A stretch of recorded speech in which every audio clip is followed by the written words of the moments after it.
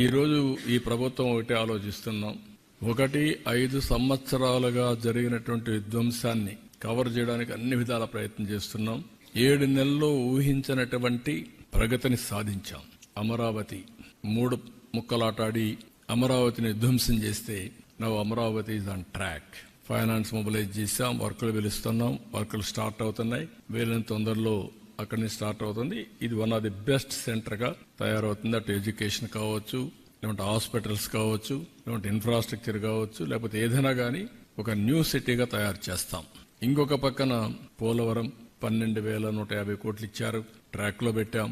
Diaphragm wall పోయింది, దాన్ని కూడా మళ్ళీ రెక్టిఫై చేశాం. ఇప్పుడు మొత్తం ప్యారలల్ డయాఫామ్ వాల్ కట్టే పరిస్థితికి వచ్చాం. ఒక దుర్మార్గమైన కార్యక్రమంతో now we are building parallel diaphragm wall.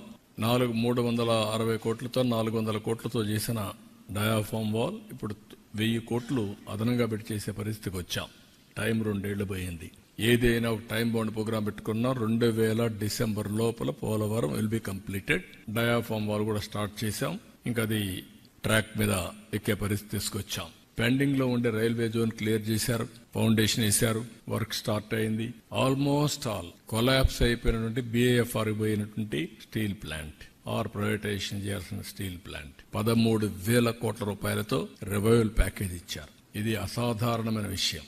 ఏదైతే ప్రజలు ఆ రోజు చూపించిన ఆదరణ, ఎన్డీఏకి ఇచ్చినటువంటి ఒక విధంగా చెప్పాలంటే ల్యాండ్ స్లైడ్ విక్టరీ, ఈరోజు ఈ ప్రాజెక్టు కూడా రివైవ్ చేసే పరిస్థితికి వచ్చాం. దాన్ని ఫోకస్ చేస్తాం. మళ్లీ విశాఖపట్నం ఆంధ్రుల హక్కు, ఆత్మ గౌరవాన్ని కాపాడే ప్రాజెక్ట్ ఇది.